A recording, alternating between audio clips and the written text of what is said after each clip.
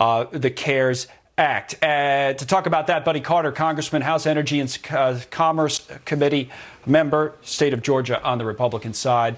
Congressman, thank you for joining us from Capitol Hill. And let's talk about the passage of this act today, this relief bill that we've talked to many people about. And I think, almost to the man or woman, they've said this bill was not perfect, that they had individual reservations with it.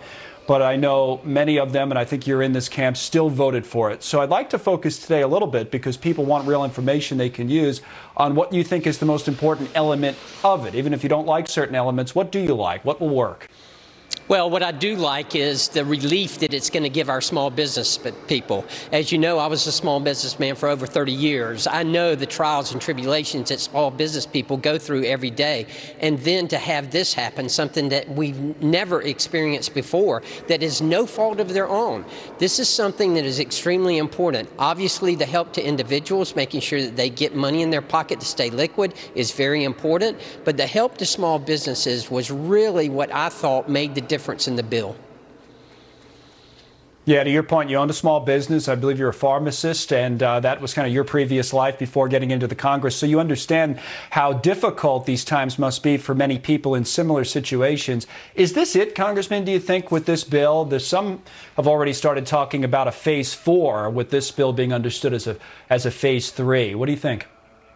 Well, as I understand, there are people talking about a phase 4, and I suspect that may be a possibility if we need it. It all depends on the next few weeks and what happens and how this goes. If we can get it under control, then perhaps we can handle it with what we've done thus far with the first 3 phases. But if not, if it lingers on, if it continues on, then perhaps a phase 4 is necessary. Obviously, we hope it won't be, but we're prepared if we have to take that action. Now, a lot of that, to your point, will depend on whether we can, to kind of quote or paraphrase what you just said, get things under control in the next few weeks or so. That goes back to this whole back and forth this week that's developed over whether we should reopen the country or the economy. The president has mentioned Easter Sunday as a possibility, from what we understand now. That's being looked upon kind of more on a county-by-county or maybe a state-by-state basis. What kind of guidance would you give from your own experience about how that should be handled?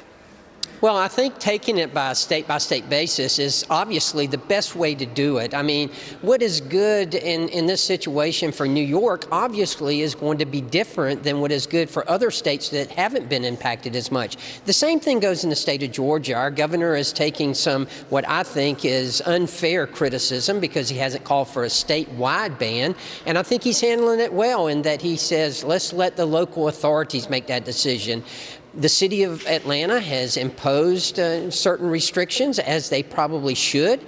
But what about the city in South Georgia? They may not necessarily need to do that. So, yeah, it needs to be handled by a case-by-case basis like this. All right, Congressman Buddy Carter from Georgia, we thank you for your time, and we might hear more about that in the White House briefing at the top of the next hour, or perhaps when the president is signing this legislation.